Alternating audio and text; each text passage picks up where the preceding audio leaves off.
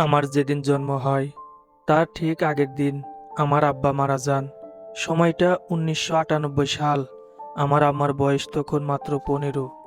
যেই বয়সে জীবন রঙিন স্বপ্ন দেখে, মন আর দেহ রঙিন পোশাকে সাজে, সেই বয়সে আমার আম্মা গায়ে জড়িয়েছিল সাদা শাড়ি। বিয়ের 1 বছরের মাথায় হয়েছিল বিধবা। স্বামী হারিয়ে সন্তানকে আঁকড়ে ধরে বাঁচতে শেখে নতুন করে। আমাকে নিয়ে আমার আম্মা অনেক কষ্টে দিন পার করেছেন। স্বামী বেঁচে নেই, দেখভাল করার জন্য বড় ভাই বা বাবাও ছিল না। বাধ্য হয়েই ছেলেকে নিয়ে শ্বশুরবাড়িতে থাকতে হয়েছে। শ্বশুরবাড়ি ছাড়া মাথা গোঁজার কোনো ঠাঁই ছিল না। আমার দাদার বাড়িতে ছিল যৌথ পরিবার। সংসারে রোজগার করার মতো ছিল 2 কাকা। আমার আম্মা দ্বিতীয় বিয়ে করার কথা স্বপ্নেও ভাবেননি। আমার আম্মার মামা আর কাকারা আম্মাকে দ্বিতীয় বিয়ে দেওয়ার অনেক চেষ্টাই করেছিলেন, কিন্তু আম্মা রাজি হননি। আমাকে নিয়ে স্বামীর বাড়িতে এক জীবন কাটিয়ে দেওয়ার সিদ্ধান্তে অটল ছিলেন বরাবর। আমার আম্মা বাড়ির সব কাজ একে হাতেই করতেন।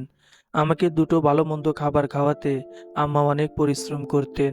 সংসারে রোজগার করার জন্য যেহেতু আমার আব্বা ছিলেন না, তাই মাছ মাংস রান্না হলে আমাদের দুজনের মধ্যে যে কোনো একজন খেতে পেতাম। আমাকে মাছ দিলে আমার আম্মাকে দিত না। আর আম্মারা তো সন্তানদের না খাইয়ে জীবনেও খায় না, এটা সবারই জানা। আমার আম্মাও আমাকে না খাইয়ে নিজে খেতেন না কোনোদিন। আম্মা মাঝে মধ্যেই সবাইকে লুকিয়ে আমাকে দুধ ডিম খাওয়াতেন।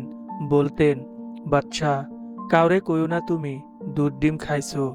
আমিও আম্মার বাধ্য ছেলে ছিলাম, কাউকেই বলতাম না। আম্মা লুকিয়ে লুকিয়ে আমাকে দুধ ডিম খাওয়ান।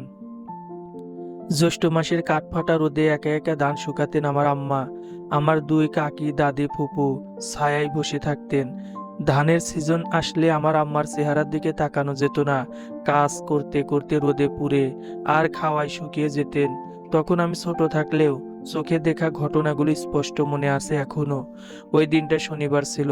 আমি তখন ক্লাস 1-এ পড়ি, 6 বছর বয়স। শীতের সকালে একটা গমের আটা রুটি আর বিসি কলা খেয়ে স্কুলে গিয়েছিলাম। স্কুল থেকে ফিরে এসে দেখি আমার আম্মা উঠোনে পড়ে আছেন, চোখে মুখে আঘাতের চিহ্ন। চুরির দায়ে আমার 2 কাকা আম্মাকে মারধর করেছেন। আমার আম্মা নাকি ছোট কাকার ঘর থেকে 5,000 টাকা চুরি করেছেন। তখন 5,000 টাকার অনেক মূল্য। আমার আম্মা চুরির দায় স্বীকার করেননি, টাকা ফেরত দেননি। এই কারণেই মেরেছিলেন উনারা। বিকেলেই বাড়িতে সালিশ ডাকা হয়। আম্মার মামা কাকাদের সালিশে ডাকলেও উনারা কেউ আসেননি। আম্মাকে ডেকে দিয়ে অনেক বলেছিলেন, তিনি চুরি করেননি, কাকার ঘরে প্রবেশ করেননি, কোনো টাকা ধরেননি, দেখেওনি। কেউ বিশ্বাস করেনি আমার আম্মার কথা। অনেকেই আমাকে চোরের ছেলে বলে উপহাস করেছিল সেদিন। দাদি তো মেরেছিলেনই। সবাই কেমন করছিল আমার আর আম্মার সঙ্গে। দুধ কলা দিয়ে নাকি এতদিন কালসাপ পুষেছিলেন উনারা নিজ বাড়িতে। প্রতিবেশীরা মিলে আবারও তল্লাশি চালায় ছোট কাকার ঘরে। তখন সন্ধ্যার দিকে কাকার ঘর থেকেই সেই টাকা পাওয়া যায়। কাকে নিজেই টাকা লুকিয়ে রেখে আমার আম্মার উপর দোষ চাপিয়েছিলেন। আমি ছোট থাকলে বুঝতে পারতাম বাড়ির কেউ আম্মাকে পছন্দ করে না। ছোট যারা আম্মাকে একদমই সহ্য করতে পারতেন না, আমাকেও না। প্রায়শই আমাদের দুজনকে মরে যেতে বলতেন। ছোট কাকি আম্মাকে চোর প্রমাণ করে গ্রাম ছাড়া করতে চেয়েছিলেন। আব্বা না থাকায় আমাদের কোনো মূল্যই ছিল না বাড়িতে। সবাই দুধ ছাই করতো সব সময়। আম্মা নিজে থেকেই সেদিন স্বামীর বাড়ির মায়া ছেড়ে আমাকে নিয়ে বাড়ি থেকে বেরিয়ে এসেছিলেন রাতেই। পৌষ মাসের কনকনে শীত। তখন প্রকৃতিতে শীতের কারণে আমার হাঁটতে ইচ্ছে করছিল না। পা জোড়া জমে যাচ্ছিল ঠান্ডায়। একজন পরিচিত মানুষের সাহায্যে আম্মা আমাকে নিয়ে রাতেই ঢাকার উদ্দেশ্যে রওনা হন। তখন আম্মা 21 বছরের তরুণী 6 বছরের ছেলেকে নিয়ে অচেনা অজানা শহরের উদ্দেশ্যে রওনা দিয়েছিলেন। কোথায় থাকবেন, কি খাবেন, কোনো চিন্তাই যেন আম্মাকে সেদিন দমাতে পারেনি। ঢাকায় পৌঁছানোর পর আম্মা হয়তো একটু একটু ভয় পাচ্ছিলেন। আমি বারবার জিজ্ঞেস করছিলাম, আম্মা, আমরা কোথায় থাকব? খিদেও পেয়েছিল। বারবার বলছিলাম, আম্মা, খিদে পেয়েছে। আম্মা আমাকে কোলে নিয়ে রাতের রাস্তায় হাঁটতে থাকেন উদ্দেশ্যহীন। শীতের কারণে আম্মাও ঠিকভাবে হাঁটতে পারছিলেন না। বেশ কিছু দূর হাঁটার পর রাস্তার পাশে অনেক মানুষকে ঘুমিয়ে থাকতে দেখতে পাই আমরা। ওখানে নারী পুরুষ আর বাচ্চা উভয়ই ছিল। কিছু কুকুরও ছিল ঘুমিয়ে। আম্মা কুকুর ভয় পেতেন অনেক, কিন্তু সেদিন পাননি। আমাকে নিয়ে কুকুরের পাশে খালি জায়গায় বসেন। আম্মাও হয়তো হাঁটতে হাঁটতে ক্লান্ত হয়ে পড়েছিলেন। আমাদের তো দুপুরে আর রাতে খাওয়াও হয়নি। কাপড়ের ব্যাগটা পাশে রেখে আমাকে জড়িয়ে ধরে কোলের উপর আগলে নিয়ে চাদর দিয়ে ভালোভাবে ঢেকে দেন। মাথায় চুমু খেয়ে বলেন, বাদশা, তুমি ঘুমাও, সকালে খাউন কিনে দিমু। ক্লান্ত আমি আম্মার বুকে মুখ গুজে ঘুমিয়ে যাই। আম্মা যখন বলেছেন সকালে খাবার কিনে দেবেনি, রাতেই একবার ঘুম হালকা হয়ে এসেছিল। তখন আম্মা ফুপিয়ে ফুপিয়ে কাঁদছিলেন। আমি কোনো প্রশ্ন করতে পারিনি আম্মা কেন কাঁদছে। আল্লাহ তাআলা আমাকে সেই বয়সী অনেক কিছু বোঝার ক্ষমতা দিয়েছিলেন। আমার আম্মাজান কত কষ্ট করেছিলেন শ্বশুরবাড়ির মানুষদের জন্য, আমার কথা ভেবে আর স্বামীর বাড়িতে থাকার জন্য মুখ বুজে সহ্য করেছেন সব। ছোট দুই যা কাজের লোকের মতো ব্যবহার করেছে আমার আম্মার সঙ্গে। তারা কখনো ভাবেইনি আমার আম্মা তাদের বড় যা।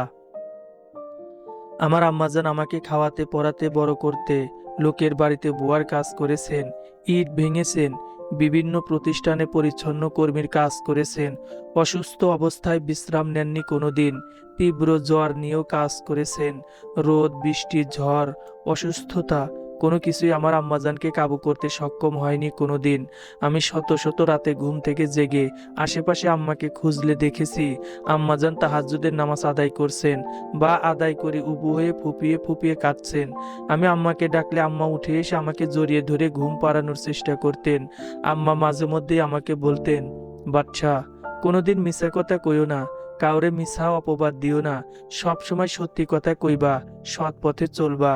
ঢাকায় যাওয়ার পরেও অনেক মানুষ আম্মাকে বিয়ের প্রস্তাব দিয়েছে। আমার আম্মাজান কোনোদিন রাজি হয়নি দ্বিতীয় বিয়ে করতে। আম্মাজান আমার মুখের দিকে তাকিয়ে সব দুঃখ কষ্ট ভুলে যেতেন।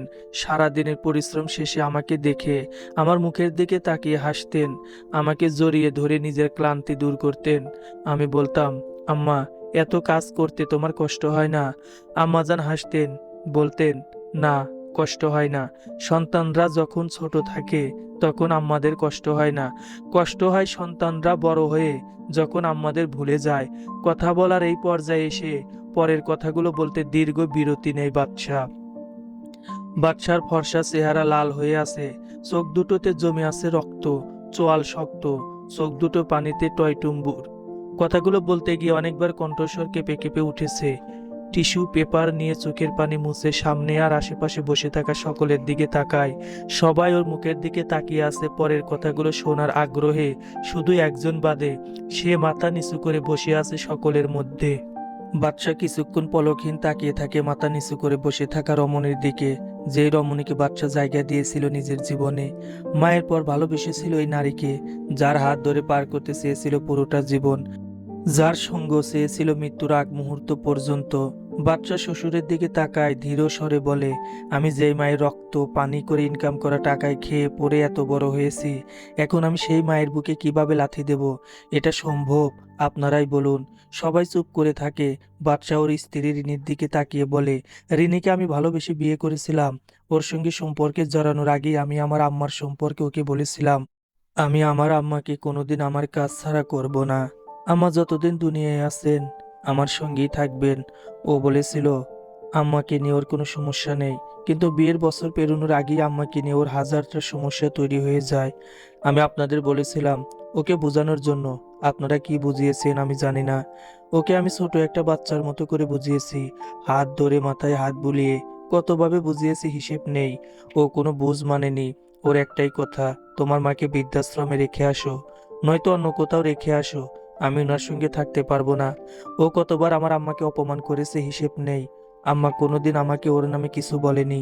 আমার আম্মাজান বরাবর সহজ সরল মানুষ।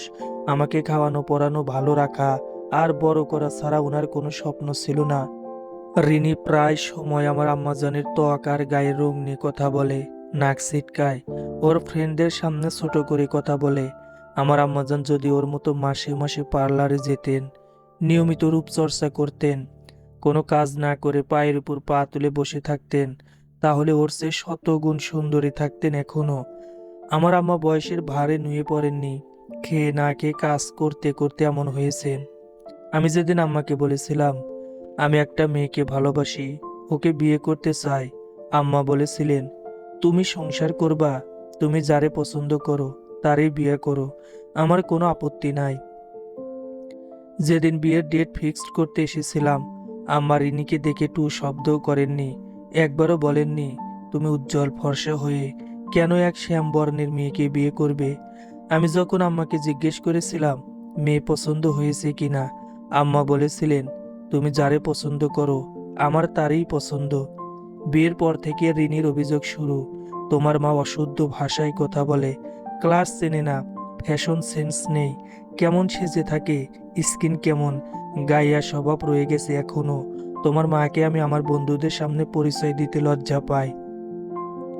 আমার রিলেটিভরা দেখলে হাসাহাসি করে, ব্লা ব্লা, আরো কত কিছু বলে শেষ করা যাবে না। রিনিকে বিয়ে করেছি 2 বছর, 2 বছরে আমি দুবারও রিনির হাতের রান্না খাইনি। আমি জানিই না ওর হাতের রান্নার স্বাদ কেমন। ও আমাকে এখন অব্দি 1 কাপ চা কফি বানিয়ে খাওয়ায়নি, বললেও কখনো করে দেয়নি। আমার আম্মা এখনো 3 বেলা রান্না করে আমাদের খাওয়ান। আমি তো সকালে খেয়ে বেরিয়ে যাই, আবার রাতে ফিরে এসে খাই। রিনি দুপুরে ঠান্ডা খাবার খায় না, গরম করে দিলে পছন্দ করে না, তাই ওর জন্য আম্মা দুপুরে রান্না করে দেন। আম্মা 2 বছরে একবারও অভিযোগ করেননি রিনি কেন কোনো কাজ করে না। খাওয়া, ঘুম আর ঘোরাফেরা ছাড়া রিনি একটা কাজেও কোনোদিন হাত লাগায়নি। তাতে আমার বা আম্মার কোনো অভিযোগ নেই। আমি ওকে কাজ করানোর জন্য বিয়ে করিনি। বুয়া রাখা হয়েছে, বুয়া ধোয়া মোছার কাজ করে দেয়, বাকি সব আম্মা করেন। কাজ করার অভ্যেস তো, কাজ না করে বসে থাকতে পারেন না। রিনি প্রতিনিয়ত আমার সঙ্গে রাগারাগি করত আম্মাকে বৃদ্ধাশ্রমে রেখে আসার জন্য। ও আম্মার সঙ্গে কিছুতেই থাকবে না। ওর জন্য আমার আম্মা কতবার কেঁদেছেন হিসেব নেই। ওকে এত এত বুঝিয়েছি যে বুঝাতে বুঝাতে আমি নিজেই ক্লান্ত হয়ে গিয়েছি। আম্মা তো কোনোদিন ওকে কিছু বলেন না, কি করলো না করলো দেখেনও না কোনোদিন, কোনো কিছু নিয়ে প্রশ্নও করেননি ওকে। আমি তবুও সব কিছু মানিয়ে নিয়ে থেকেছি ওর সঙ্গে, যেহেতু বিয়ে করেছি, ফেলে তো দিতে পারি না। মা মায়ের জায়গায়, বউ বউয়ের জায়গায়। আম্মা ওর সামনেই আসা বন্ধ করে দিয়েছিলেন ও আমাকে পছন্দ করে না বলে। আম্মা আমাকে অনেকদিন বলেছিলেন ওনাকে বৃদ্ধাশ্রমে রেখে আসার জন্য, ওনার ওখানে থাকতে কোনো কষ্ট হবে না। মিথ্যে বলবো না, রাগের মাথায় একদিন রিনির গায়ে হাত তুলে ফেলেছিলাম। নিজের ভুল বুঝতে পেরে তখনই আবার ওর কাছে মাপ চেয়েছিলাম। আমার জীবনের সবচেয়ে বড় ভুল আপনার মেয়েকে বিয়ে করা। আমি জীবনে প্রথম কোনো ভুল করে থাকলে সেটা করেছি রিনিকে আমার জীবন সঙ্গিনী হিসেবে বেছে নিয়ে। ওর জন্য আমার আম্মাজান কষ্ট পেয়েছে, ও আমাকে ঠকিয়েছে, আমার বিশ্বাস ভেঙেছে। যাক সেসব কথা, ও আমার সঙ্গে থাকতে চাইছে না, আমারও থাকার ইচ্ছে নেই। ও অন্য কারো প্রেমে পড়েছে, অন্য কাউকে ভালোবাসে, অন্য কাউকে বিয়ে করতে চাইছে। আমি ওকে আপনাদের কাছ থেকে নিয়ে গিয়েছিলাম, আজকে ওকে আপনাদের কাছেই ফিরিয়ে দিয়ে যাচ্ছি। আরো আগে দিয়ে যেতাম, ডিভোর্স পেপারের জন্য দেরি হয়েছে এতদিন। ওর প্রতি আমার আর কোনো মায়া নেই, ও আমার মন থেকে উঠে গেছে চিরতরে। আমার এই সিদ্ধান্ত হঠাৎ নয়, ধীরে ধীরে জমে ওঠা যন্ত্রণার স্বাভাবিক বিস্ফোরণ। বাচ্চা একটু থামে, আবার শ্বশুরের দিকে তাকিয়ে বলে, আপনি জিজ্ঞেস করলেন না আমি আপনার মেয়েকে কেন তালাক দিতে চাইছি? এই সবই ওকে তালাক দেওয়ার কারণ। আরো অনেক কথা ঘটনা আছে, সেসব নাই বললাম। রিনি প্রথম যেদিন আমার আম্মাজানকে বৃদ্ধাশ্রমে রেখে আসতে বলেছিল, সেদিন থেকেই ও একটু একটু করে আমার মন থেকে উঠে যেতে শুরু করেছিল। আমার আম্মাজানের অসম্মান মানেই নিজের শিকড় উপড়ে ফেলা। আমি সুস্থ মস্তিষ্কে আপনাদের সাক্ষী রেখে রিনিকে তালাক দিচ্ছি। 1 তালাক, 2 তালাক, 3 তালাক। বাক্যহারা হয়ে সবাই তাকিয়ে আছে বাদশার দিকে। বাদশা নিজের সঙ্গে আনা ছোট ব্যাগের ভিতর থেকে 1000 টাকার 5টা বান্ডিল বের করে টি টেবিলের উপর রেখে বলেন, এই যে দেন মোহরের টাকা। ডিভোর্স পেপার বের করে রিনির দিকে এগিয়ে দিয়ে বলে, নিন, সাইন করে নিন। রিনি এতক্ষণে এসে মুখ তুলে তাকায় বাদশার দিকে। বাদশা নিচের দিকে তাকিয়ে আছে। রিনি ডিভোর্স পেপার হাতে নিয়ে চুপচাপ সাইন করে দেয়। বাদশা নিজেও সাইন করে বসা থেকে উঠে দাঁড়ায়, বাইরের দিকে পা বাড়িয়ে বলে, আসছি, ভালো থাকবেন সবাই। সবাই পিছন থেকে তাকিয়ে দেখে বাদশা চলে যাওয়া। বাদশা দৃষ্টি সীমানার বাইরে চলে যেতেই রিনির বাবা প্রচণ্ড রাগে হিতাহিত জ্ঞান হারিয়ে ঠাস করে চর বসিয়ে দেন রিনির গালে। চর খেয়ে একদিকে হেলে পড়ে রিনির মাথা। বের হ আমার বাড়ি থেকে, তোর মুখ আমি আর কোনোদিন দেখতে চাই না। জীবনে আর কোনোদিন আমার সামনে আসবি না তুই। তোর মতো মেয়ের প্রয়োজন নেই আমার। আজকে থেকে আমার মেয়ে মরে গেছে, যা বের হ। রিনির বড় ভাই বলে, বাদশার মতো ছেলে হাজারে একটা হয়। বাদশার মা মাটির একজন মানুষ। ওই বাড়িতে গেলে আন্টি বাবা ছাড়া একটা ডাক দিতেন না। কথায় আছে, কুত্তার পেটে ঘি হজম হয় না। ওর বেলায়ও তেমনই হয়েছে। বেশি সুখ পেয়ে হজম হয়নি। রিনির বাবা কাপড়ের সুটকেস আর দেনমোহরের টাকা রিনির হাতে ধরিয়ে দিয়ে দরজার দিকে ঠেলে দেন ঘাড় ধরে। রাগে চিৎকার করে বলেন, জীবনে আর কোনোদিন এই বাড়িতে ফিরে আসলে জবাই করব তোকে। বাদশা নিজের ফ্ল্যাটে ফিরে আসে। জব হওয়ার পর মাকে নিয়ে ফ্ল্যাটে উঠেছিল। বিয়ে করার পর রিনিকে এনেছিল দুজনের ছোট্ট সংসারে। ভিতরে এসে ড্রয়িং রুম ফাঁকা দেখতে পায়। পা বাড়ায় মায়ের রুমের দিকে। রুমে এসে দেখে ওর মা বিছানায় বসে জানালা দিয়ে বাইরের দিকে তাকিয়ে তাসবিহ পাঠ করছেন। বাচ্চা ধীর পায়ে হেঁটে এসে মায়ের পাশে লম্বা হয়ে শুয়ে পড়ে। মৃদু স্বরে ডাকে, আম্মা যান। বাচ্চার আম্মা বাচ্চার চুলের ভাঁজে হাত গলিয়ে বলেন, আইয়া পড়লা কেন? বাচ্চা, আম্মা যান, আব্বা যান, তোমার কি মন খারাপ? কি হয়েছে? বউরে রাইখা আইলা কেন? ওকে সারা জীবনের জন্য রেখে এসেছি আম্মা যান। আতকে ওঠেন বাচ্চার আম্মা। অবাক হয়ে বলেন, কেন বাবা? বউরে রাইখা আইছো কেন? তালাক দিয়ে দিয়েছি ওকে। আল্লাহ গো, কি কও এইসব বাজান? তালাক দিলা কেন? বাচ্চা চুপ করে থাকে। কিছুক্ষণ পর উঠে বসে মায়ের কাঁধে মাথা রেখে মায়ের এক হাত মুঠো করে ধরে বাইরের দিকে তাকিয়ে বলে, সরি আম্মা জান, আমার জন্য তুমি অনেক কষ্ট পেয়েছো। আমি ভুল মানুষকে এনেছিলাম, এই জন্যে তুমি বউরে তালাক দিবা। আরো একটা কারণ আছে আম্মা জান। কি কারণ বাজান? রিনি পরকীয়ায় জড়িয়ে গিয়েছিল। আমি বুঝতেই পারিনি কিছু। এমনিতেই ওর উপর থেকে মন উঠে গিয়েছিল তোমার সঙ্গে বাজে ব্যবহার করায়। তারপর আবার এই কথা জানার পর যা একটু ছিল সেটুকু উঠে গেছে। বাদশার মা কি বলে ছেলেকে সান্ত্বনা দেবেন বুঝতে পারলেন না। বাদশা এক হাতে মাকে জড়িয়ে ধরে বলে, আম্মা জান, ভালোবাসি তোমায়। সমাপ্ত।